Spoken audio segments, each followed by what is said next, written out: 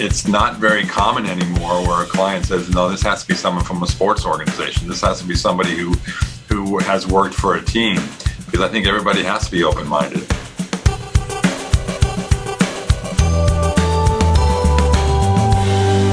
Prodigy Search is a boutique executive search firm in the sports and entertainment industry. Our key focus in executive search is we work with a lot of teams, leagues, agencies, building facilities, etc.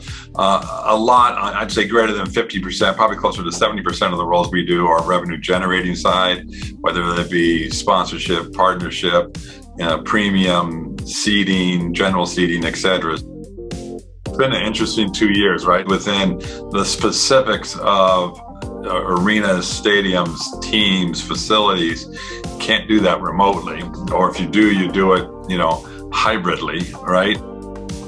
What the challenges are today is one, everybody asks, can this be remote?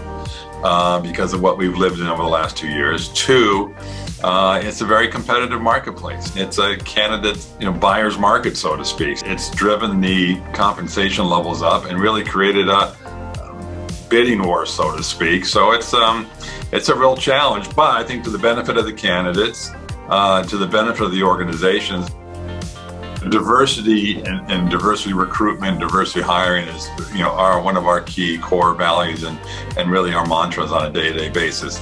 One, it's because we believe in it and think we need to diversify the workforce in general. But two, organizations are demanding it and requiring it. I mean, you look at the DE&I executives that are being placed in many of the teams and leagues, and the result of that in terms of a diverse marketplace.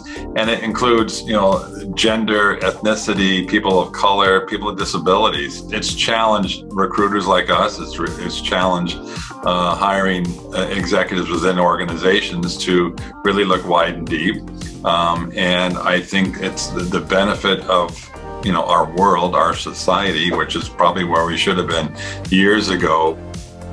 A leader who can adapt and create a competitive and a warm cultural environment. I think leadership now is much more important than ever, because again, you look at the hybrid marketplace workforce.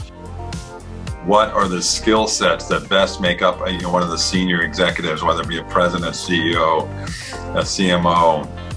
And I think someone that comes, and I don't say this gratuitously, I think it's my opinion, someone that comes from the revenue generating side, who understands the pressures. Well, the business has gotten much more complicated, much more revenue focused, and the streams and the opportunities are so wide and so deep now. So a leader who comes in and understands those pressures, understands the way in which to lead, motivate, and get the best out of your team.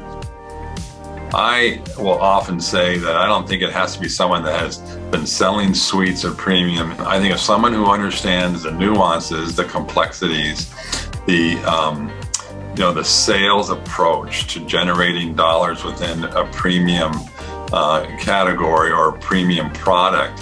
I think it doesn't have to be somebody that that comes from a team. I get that asked all the time, and it's not very common anymore where a client says, no, this has to be someone from a sports organization. This has to be somebody who has worked for a team, because I think everybody has to be open-minded.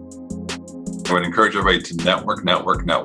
It sounds so simplistic, but I have the conversations all the time with people and say, well, what can I do to better understand where the opportunities are? And I say, use your network.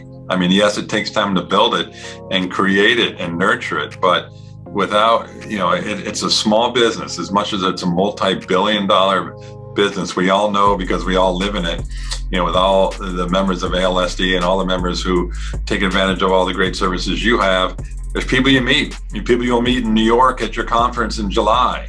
Don't forget and reach out, because that's the backbone of any business. But I think you'll find it more and more in the sports and entertainment industry than you do perhaps in a non-entertainment industries.